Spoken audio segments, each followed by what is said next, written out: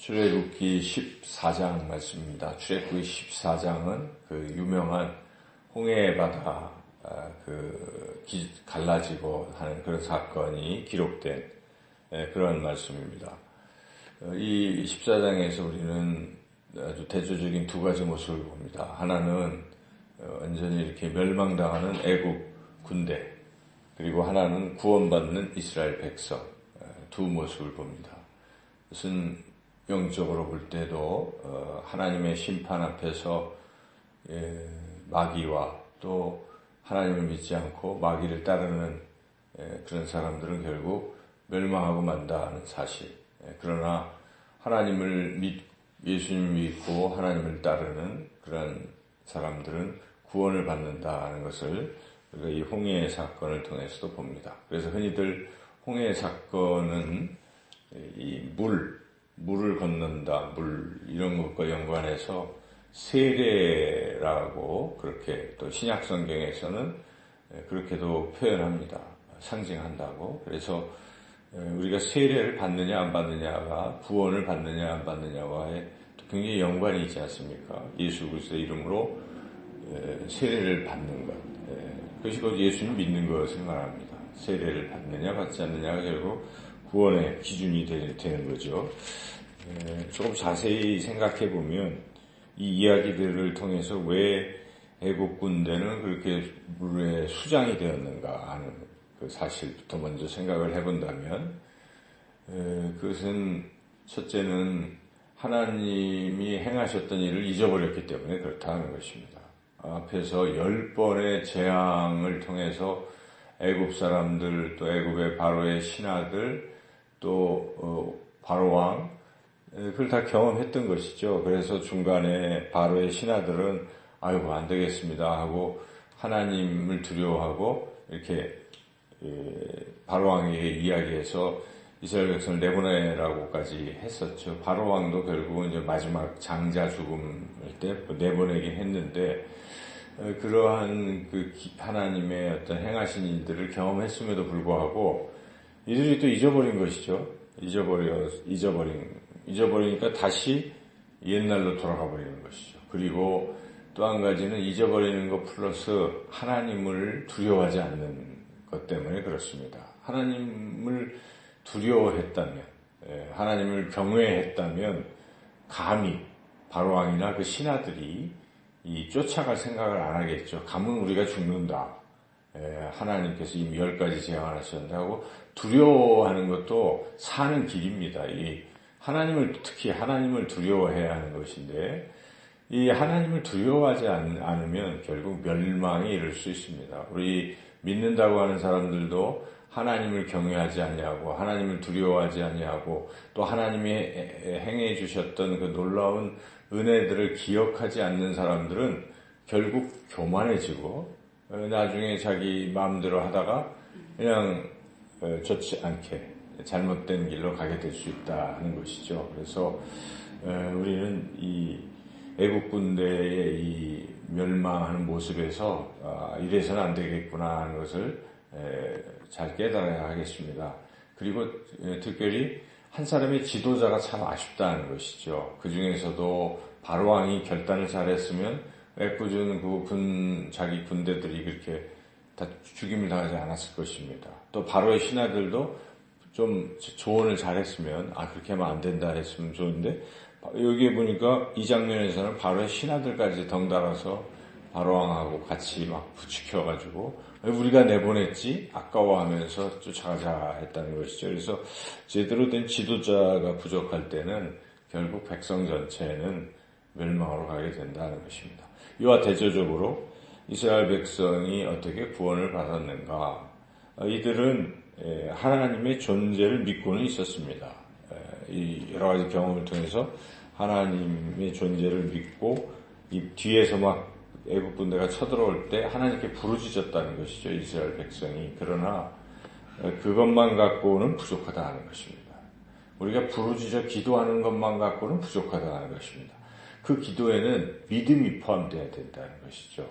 믿음이 부족하면 굉장한 어려움을 겪게 되는 것입니다.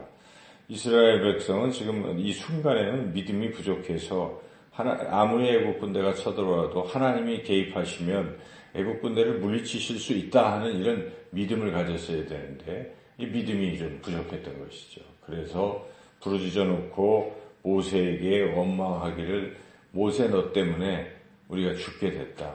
애국에는 뭐 매장지가 없어서 여기 데려와서 우리를 수모시키려고 죽게 하려고 하느냐 이런 어떤 불만이 있었죠. 근데 그 불만의 기조에는 하나님을 믿지 못하는 게 있어요. 그래서 우리가 앞으로도 계속 이스라엘 백성들이 하나님에 대한 믿음 부족으로 인해서 여러 가지 어려움을 이제 계속 겪는 것을 우리가 볼 수가 있는데, 그래서 우리가 이 믿음이 굉장히 중요합니다. 어떤 상황, 지금 애국 군대가 쫓아오는 상황은 굉장히 어려운 상황임에 틀림없습니다.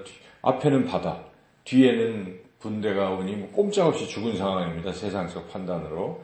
그래서 이런 상황에 우리가 믿음을 잃기가 쉽습니다. 베드로도 무리를 걸어가다가 풍랑이 무리를 바라볼 때는 믿음이 또 흔들려서 결국 빠지고 말았죠. 그래서 어떤 상황에서도 우리가 이 믿음을 갖기 위해서는 평소에 믿음이 자꾸 성장해야 되는 것이죠. 그래야 그런 상황이 만났을 때도 믿음을 가지고 하나님께 의뢰하고 기도하고 그래야 된다는 것이죠.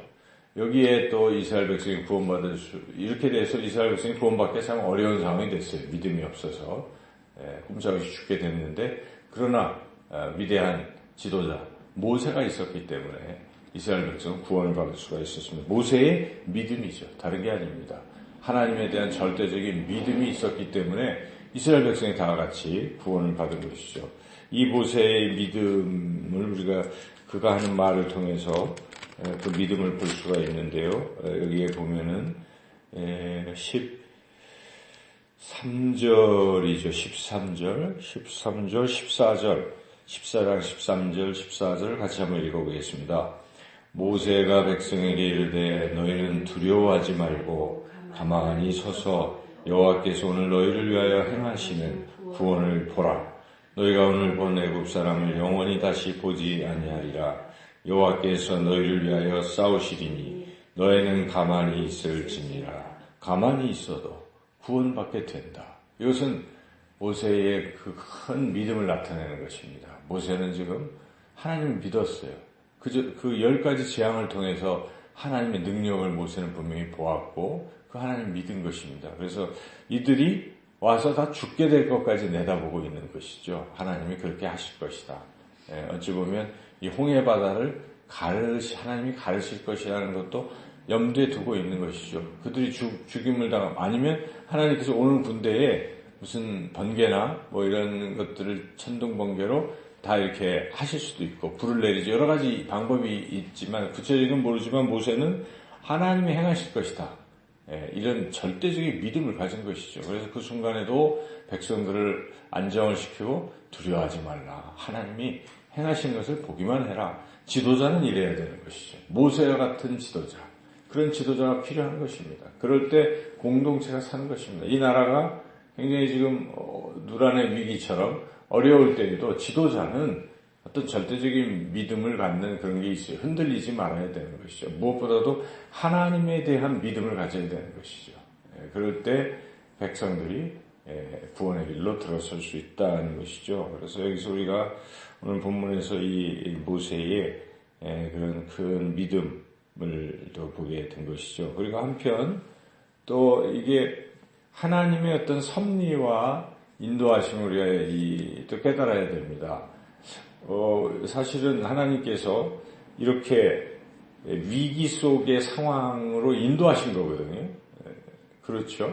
원래는 이쪽이 아니라 밖으로 이렇게 싹 가면 홍해바다 아니고 다른 데로 가도 되는데, 이 홍해바다 앞에 이렇게 서게 된 것은 세상 사람들 생각에 또 이 이스라엘 백성들 생각에도 이 하나님이 우리를 왜 이렇게 하셨을까? 왜 이런 위기 속에 몰아넣었을까? 이런 생각을 하게 되죠. 하나님의 그 뜻을 잘 모를 수도 있어요. 그럴 때는. 그래서 우리가 우리 인생길에서도 왜 형통하게 하나님 우리를 평안하게 해주시지? 어떨 때는 왜 이렇게 또 어려움 속에 있게 하시는가? 이런 생각을 하게 되잖아요. 그래서 어떤 사람들은 그럴 때 하나님을 믿지 않고 원망 불평하는데, 그런데 그럴 때도 하나님의 뜻이 무엇일까 우리가 깊이 생각하고 기다려봐야 되는 것이죠. 하나님의 뜻이 있습니다. 우리가 처음에 이해할 수 없어도 하나님의 어떤 놀라우신 계획이 있다는 것이죠. 하나님의 뜻은 이걸 통해서 하나님의 하나님 되심을 보여주시려고 하는 것입니다. 애국 백성들에게도 그리고 이스라엘 백성들에게도 앞으로 광야와 이 가나안 땅으로 인도하는 데 있어서 절대적인 것이 하나님에 대한 신뢰가 필요한 것이죠. 그래야 믿고 따라오는 것이기 때문에 지금 이런 과정에서 하나님의 어떤 그것을 믿게 하시려고 이런 고난의 길로 들어서게 하신 것이 홍해바다 앞으로 일부러 인도하신 것입니다. 근데 저는 그런 생각을 해봤어요. 만약 이스라엘 백성을 홍해바다로 인도를 안 하시고 그냥 저쪽에 육지로 이렇게 건너가게 하셨으면 도리어 애국 군대가 막 와가지고 그냥 거기서 죽임을 당하는 건 매한 한 가지예요.